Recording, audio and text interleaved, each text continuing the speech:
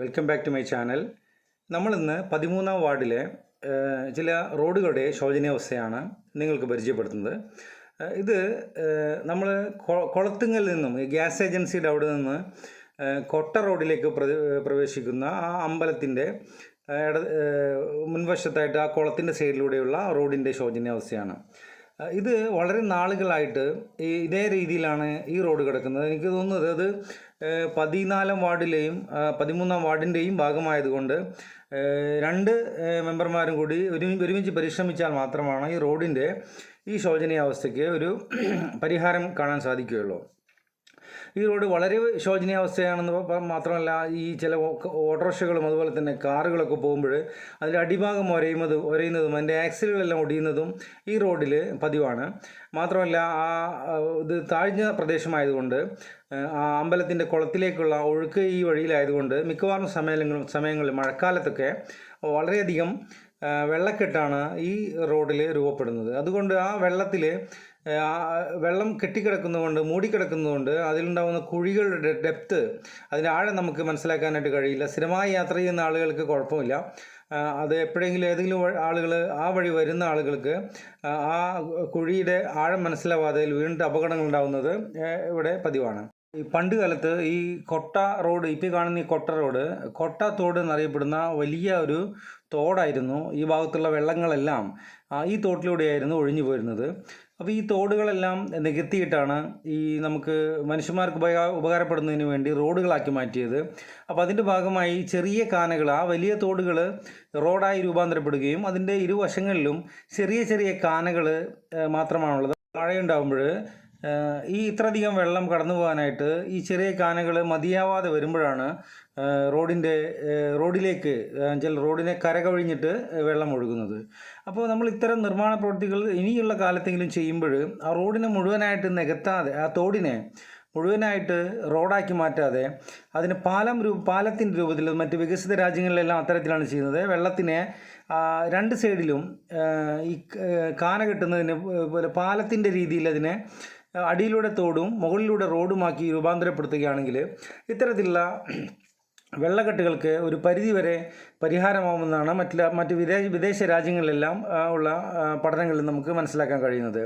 അപ്പോൾ നമ്മൾ എളുപ്പപ്പണി എന്ന രീതിയിലാണ് നമ്മളത് കല്ലും മണ്ണും എല്ലാം കൊണ്ടുവന്നിട്ട് പെട്ടെന്ന് തന്നെ ഈ നിർമ്മാണ പ്രവൃത്തികൾ പൂർത്തിയാക്കാൻ കഴിയുമെന്നതുകൊണ്ടാണ് ഈ തോടുകളെല്ലാം വളരെ പെട്ടെന്ന് തന്നെ റോഡുകളായിട്ട് രൂപാന്തരപ്പെടുകയും അതിൻ്റെ ഇരുവശങ്ങളിലും ചെറിയ കാനകൾ, അത് 2 അടി 4 അടിയൊക്കെയുള്ള കാനകൾ, ആ കാനയിലൂടെയാണ് വെള്ളം കടന്നു പോകുന്നത്. അപ്പോൾ ഈ കാനയിലൂടെ ഇത്രയും വലിയ തോട്ടിലൂടെ ഒഴുകിപ്പോയിരുന്ന വെള്ളം ഈ ചെറിയ കാനയിലൂടെ ഒഴുകിപ്പോകുക എന്നത് വളരെ പ്രയാസമാണ്. അതിൻ്റേതായിട്ടുള്ള ദോഷങ്ങളാണ് നമ്മൾ കേരളത്തിൽ അങ്ങോളം ഇങ്ങോളം, പ്രത്യേകിച്ച് തൃശ്ശൂർ ജില്ലയിൽ പല ഭാഗങ്ങളിലും ചെറിയ മഴയ്ക്ക് പോലും നമുക്ക് ഇത്തരത്തിലുള്ള വെള്ളക്കെട്ട് അനുഭവപ്പെടാനുള്ള പ്രധാനമായൊരു കാരണം. അപ്പോൾ ഈ വാട്ടർ മാനേജ്മെൻറ്റ് സിസ്റ്റത്തിനുള്ള അപാകതയിൽ പോരായ്മകളാണ്. അതുപോലെ തന്നെ ഇതിൻ്റെ വാട്ടർ ലെവൽ നോക്കാതെ കാനകൾ ഉണ്ടാക്കുക. അപ്പോൾ കാനകൾ പണിയുന്നതിന് മുമ്പ് തന്നെ നമ്മൾ അതിനു വേണ്ടി ഒരു മാസ്റ്റർ പ്ലാൻ തയ്യാറാക്കേണ്ടിയിരിക്കുന്നു.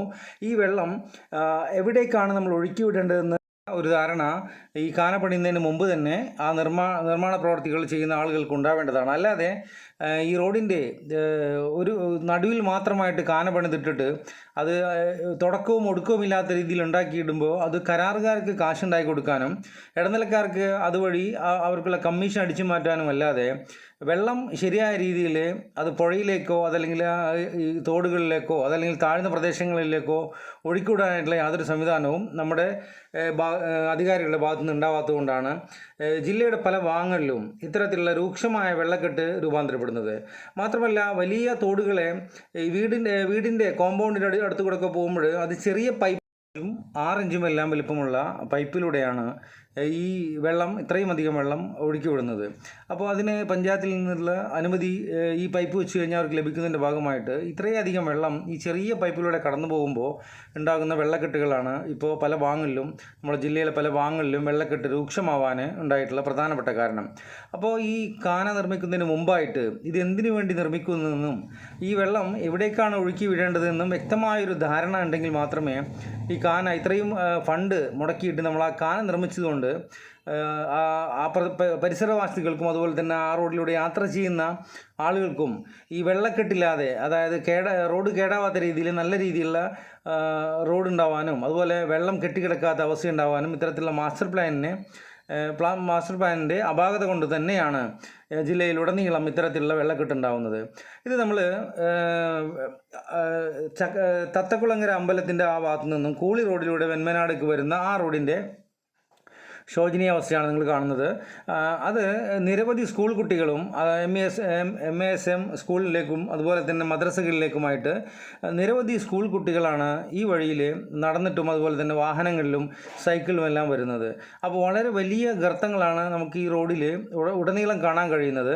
അത് മിക്കവാറും സമയങ്ങളിൽ ഈ റോഡിൻ്റെ അവസ്ഥ ഇത് തന്നെയാണ്. നിരവധി വാഹനങ്ങളാണ് ഈ ഭാഗങ്ങളിൽ കേടാവുന്നത്, അതിൻ്റെ ആക്സിൽ ഒടിയുന്നതും അതുപോലെ തന്നെ ടയർ പഞ്ചറാവുന്നതും അടക്കമല്ല നിരവധി അപകടങ്ങൾ ഈ റോഡിൽ, അതായത് തത്തക്കുളങ്ങര അമ്പലത്തിൻ്റെ അവിടെ നിന്നുള്ള നല്ല റോഡിൻ്റെ അവിടെ നിന്ന് നമ്മൾ കൂളി റോഡിലേക്ക് വരുമ്പോൾ വ്യക്തമായിട്ട് പറയുന്ന വെന്മനാട് സ്കൂളിൻ്റെ ബാക്ക് ഭാഗത്തായിട്ട് വരുന്ന ആ റോഡിൽ വളരെയധികം ശോചനീയമായ അവസ്ഥയിലാണ് വളരെ കാലങ്ങളായിട്ട് റോഡ് നിൽക്കുന്നത്.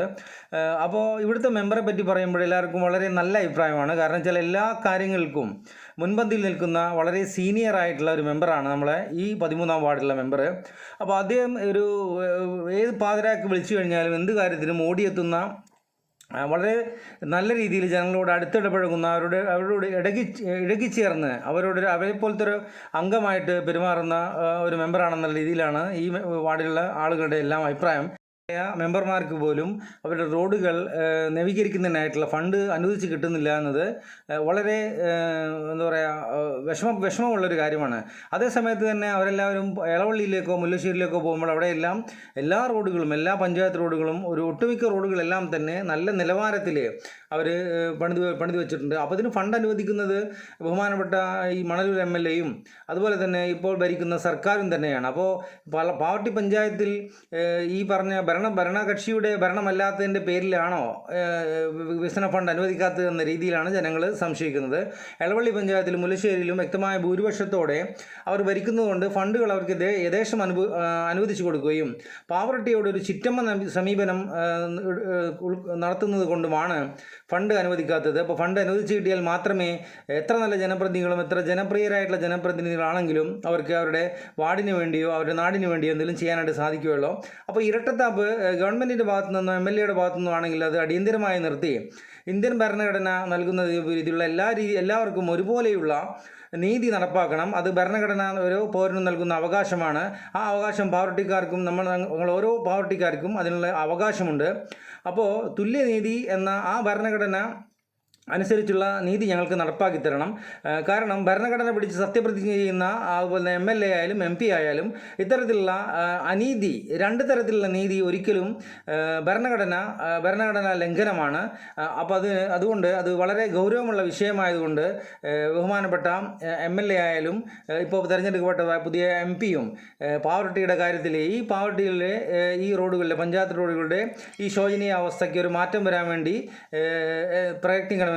അതിനെന്തെല്ലാം തടസ്സമുണ്ടെങ്കിലും അതെല്ലാം മാറ്റിക്കൊണ്ട് എല്ലാവർക്കും ഒത്തൊരുമിച്ച് പാവറട്ടിയെ 1-ാം നമ്പർ A ഗ്രേഡ് പഞ്ചായത്തായി നിലനിൽക്കാൻ നമുക്ക് എല്ലാവർക്കും പ്രവർത്തിക്കാമെന്ന് ആഗ്രഹിക്കുന്നു.